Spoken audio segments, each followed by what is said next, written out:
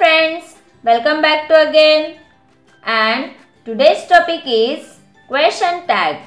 You must have heard about question tag. So in this video we will learn what question tag are, its uses and its example. So let's get started. Okay, let us see first what is the definition of question tag. A question tag is a very short clause at the end of a statement which changes the statement into a question. Question tag देखो वे होते हैं जो एक short question होता है statement के last में. We use question tags at the end of statements to ask for confirmation. Let us look at one example. You are a student, aren't you? This is the type of question tag. Look at here. This is the statement. You are a student. तो अभी हमें इसका question tag करना है. तो question tag करने के लिए हमें वो सेंटेंस फिर से लिखना होता है. उसके बाद we have to put here comma. After that जो सेंटेंस में वर्ब दिया हो, हेल्पिंग वर्ब दिया हो, वो वर्ब हमें यहाँ पे लिखना होता है ARER और उसका कॉन्ट्रैक्टेड फॉर्म बनाना है. तो उसको लगेगा NT. अभी NT क्यों लगाना है? अगर सेंटेंस पॉजिटिव में हो तो उसका बन जाएगा निगेटिव और सेंटेंस निगेटिव में हो तो उसका बनेगा पॉजिटिव. तो अभी यहाँ पे नो, नन, नथिंग ऐसा कोई भी वर्ड्स नहीं है. So we have to put here not. Means positive का स्टेटमेंट का बना negative aren't. Okay, and after that we have to put here subject of this sentence. क्या सब्जेक्ट है? you. तो you का you ही आ गया और उसके बाद we have to put the question mark. Let's just remember you have to put, don't forget to put the question mark, otherwise you will not get your marks. Okay, question tag में question mark बहुत important है, इसको देना मत भूलेगा. Okay, so there are some rules और वो rules के बाद आई होप और मुझे कॉन्फिडेंस है कि आप ज़रूर एक भी क्वेश्चन टैग का कोई क्वेश्चन जो एग्जाम में आप सॉल्व करेंगे तो वो छोड़ नहीं देंगे, मतलब आप वो आसानी से सॉल्व कर पाएंगे. Okay, so let us see some rules for forming tag. Rule number 1, the sentence and questions tag must be in the same tense. Okay, मतलब क्या करना है, जो सेंटेंस होता है और जो टैग बनाएंगे उसका टेंस सेम होना चाहिए. मतलब इफ अगर सेंटेंस में पास्ट टेंस हो तो क्वेश्चन टैग पास्ट ही बनाएंगे. अगर टेंस प्रेजेंट में हो तो उसका टैग क्या बनेगा? प्रेजेंट ही बनेगा. So let us see one example. We spend too much money yesterday. अभी यहाँ पे ये स्टेटमेंट है. अगर क्वेश्चन टैग करेंगे तो पूरा स्टेटमेंट यहाँ पे ऐसे ही लिखना. उसके बाद आएगा कॉमा. कॉमा के बाद होगा हमारा वर्ब. तो सेंटेंस में भी यहाँ पे वर्ब तो नहीं है, तो जो मेन वर्ब है उसका टेंस हमें देखना है. तो स्पेंड है, स्पेंड का प्रेजेंट होता है स्पेंड. यहाँ पे दिया है स्पेंड, तो spends belong to past. So past tense के लिए हम यूज करेंगे did. So we have to put here did. Sentence is belong to positive, so we have to make its negative. So एंटी लगाया, कॉन्ट्रैक्टेड फॉर्म बनाया, didn't हो गया. After that we have to put here subject. So which is the subject? We. So we put here we. After that question mark. Okay. We spent too much money yesterday, didn't we? Okay. Understood? Okay. Next one, rule number 2. A positive statement plus a negative question tag. Look at one example. First, you have to see the example. You are a teacher. The statement is belong to positive. So, we have to make a negative question tag. अगर sentence positive हो तो उसका बनेगा negative.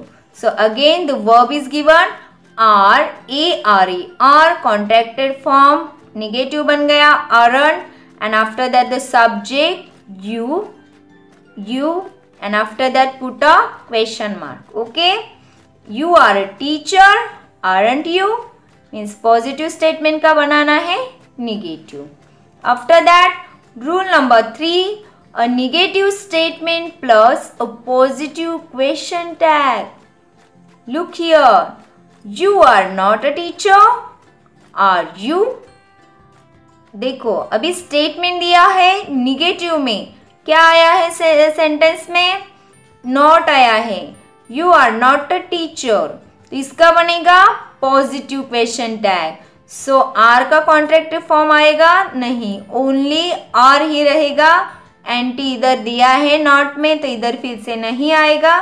So are और subject है you, are you question mark. Okay, after that rule number 4, there is no contracted form of am not but aren't is used.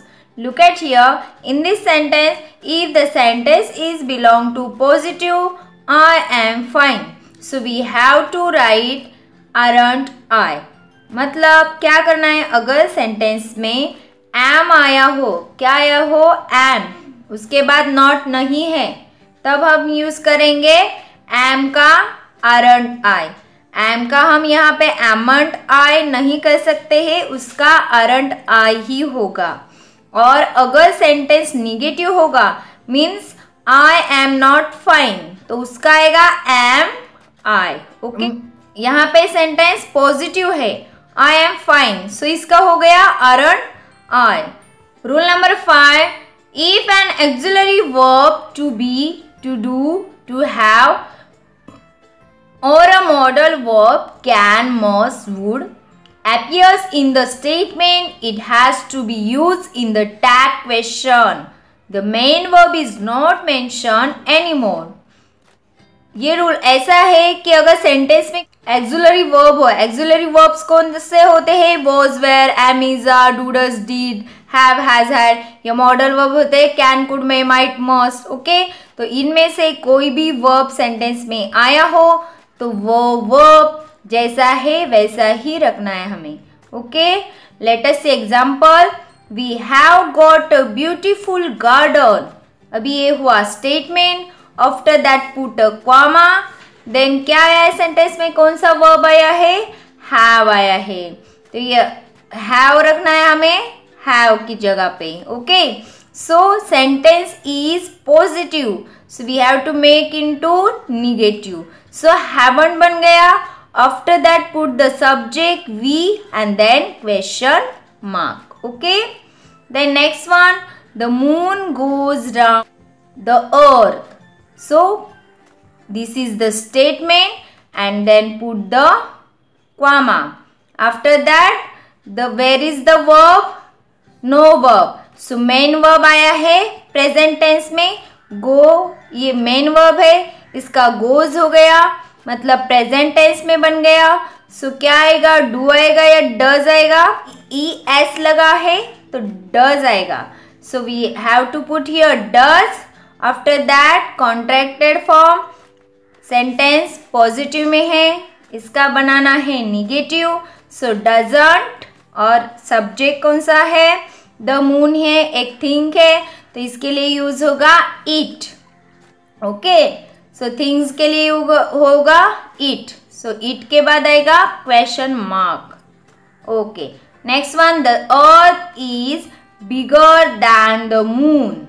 This is the statement. Write down whole statement. After that put comma and then the verb, which is the verb is. Sentence is positive, so we have to make it negative, isn't.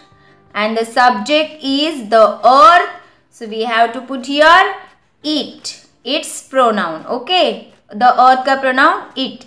और उसके बाद आएगा question mark. Remember, sentence में कोई भी axillary verb हो तो वो वैसे का वैसा रखना है. सेंटेंस पॉजिटिव में हो तो उसका कॉन्ट्रैक्टेड फॉर्म नेगेटिव आएगा और उसके बाद सब्जेक्ट और सब्जेक्ट के बाद आएगा question mark.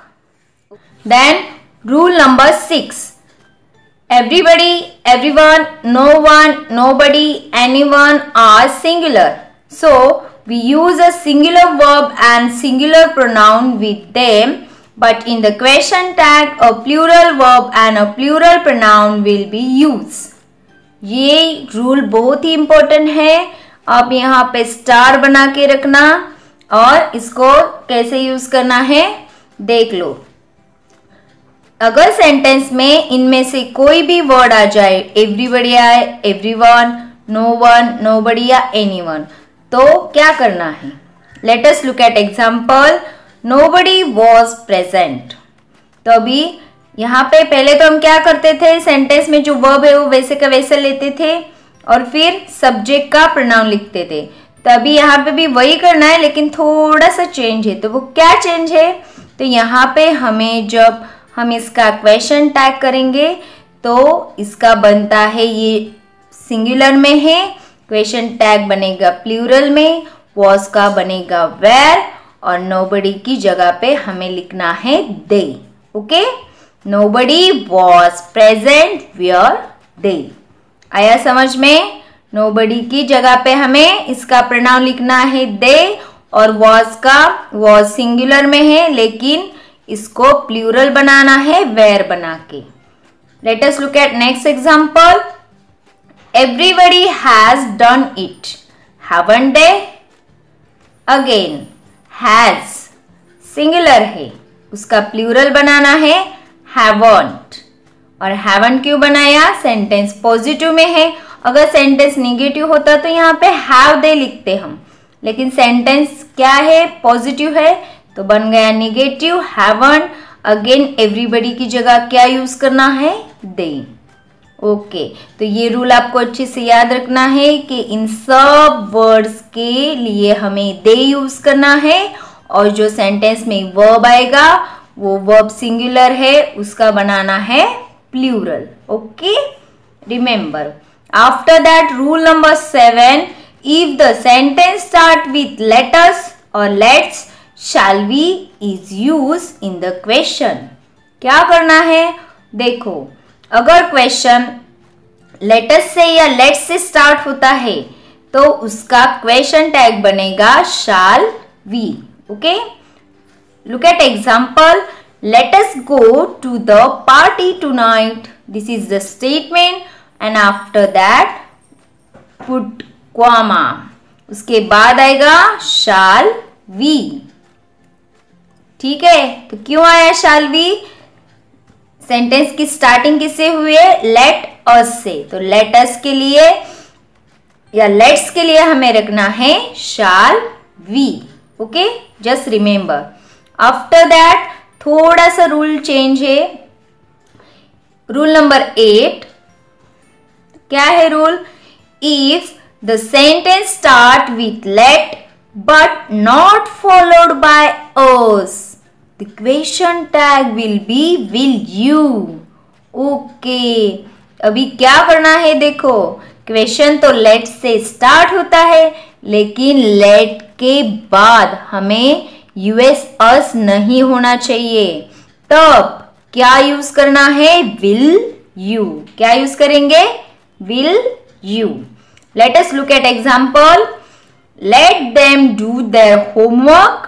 After that comma, will you question mark. Okay, ये दो रूल आपको अच्छे से याद रखना है. सेंटेंस का स्टार्टिंग लेटस से हुआ तो सेंटेंस के लास्ट में क्वेश्चन टैग आएगा shall we. और सेंटेंस का स्टार्टिंग लेट से होता है, उसके बाद यूएस अस नहीं आता है तो उसका क्वेश्चन टैग बनेगा will you. Okay, just remember.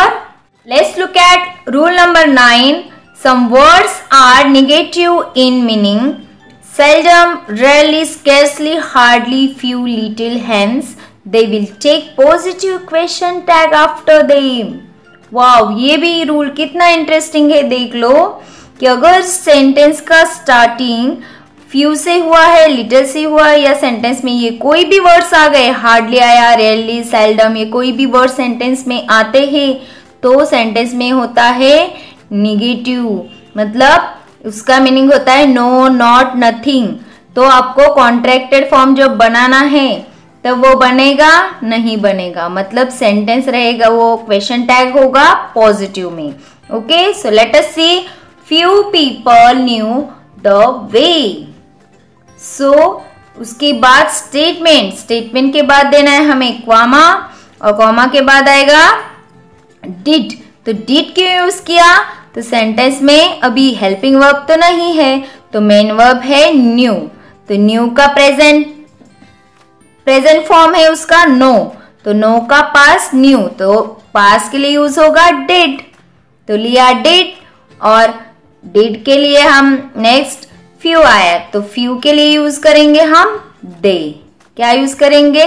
दे। सो आएगा डिड दे, और after that put a question mark. Just remember sentence में अगर फ्यू मेनी ये वर्ड्स भी हो तो सेंटेंस को पॉजिटिव बनाना है, पॉजिटिव क्वेश्चन टैग बनेगा, और उसका जो सब्जेक्ट होगा वो सब्जेक्ट हमें रखना है दे। Okay, remember.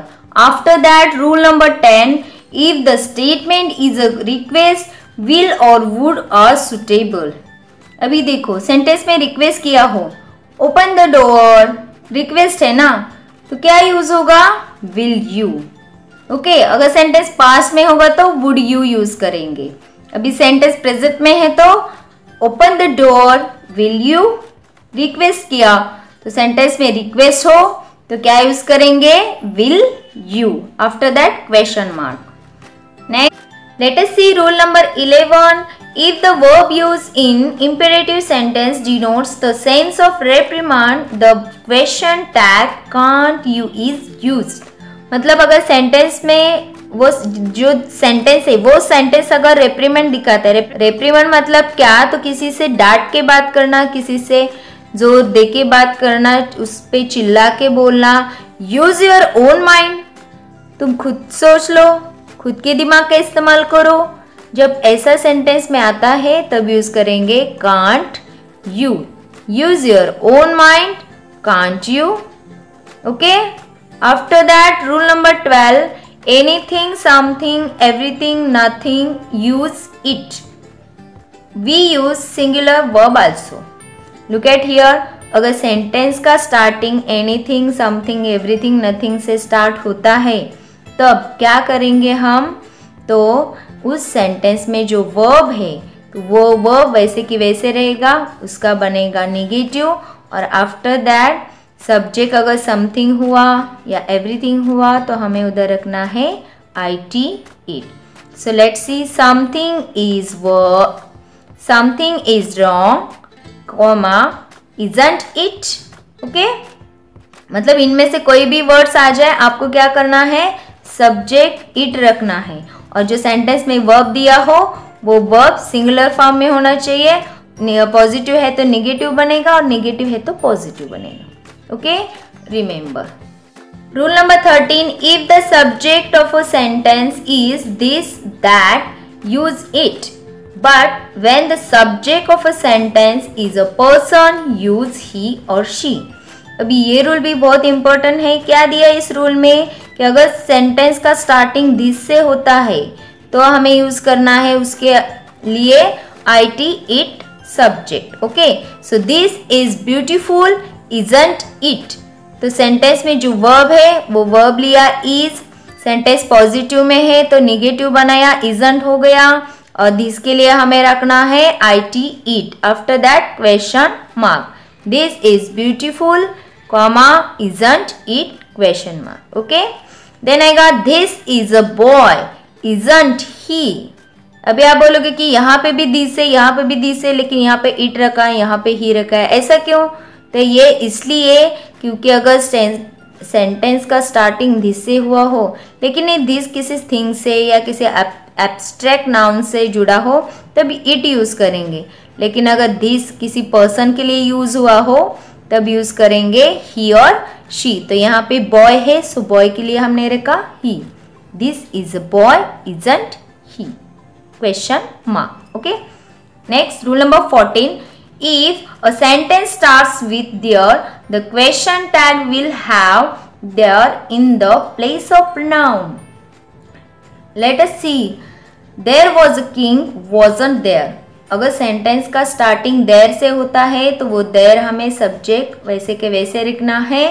सेंटेंस में जो वर्ब हो was, वो was वैसे की वैसे रखना है. अगर सेंटेंस पॉजिटिव हो तो उसका बनेगा नेगेटिव wasn't और subject there. Okay, so I hope कि आज के इस वीडियो में क्वेश्चन टैग के बारे में आपको कोई भी डाउट्स नहीं रहे होंगे. अगर आप अच्छे से वीडियो को विदाउट स्किप किए देखोगे तो मुझे कॉन्फिडेंट हूँ मैं कि आप अच्छे से ये टॉपिक सॉल्व करोगे और एग्जाम में आपका एक भी मार्क आप लॉस नहीं कर सकोगे. ओके, सो अगर आज की वीडियो आपको अच्छी लगी हो तो डू लाइक, शेयर और subscribe among your friends and press the bell icon ताकि न्यू वीडियोस के नोटिफिकेशन आपको मिलते रहेंगे. Thank you and keep watching.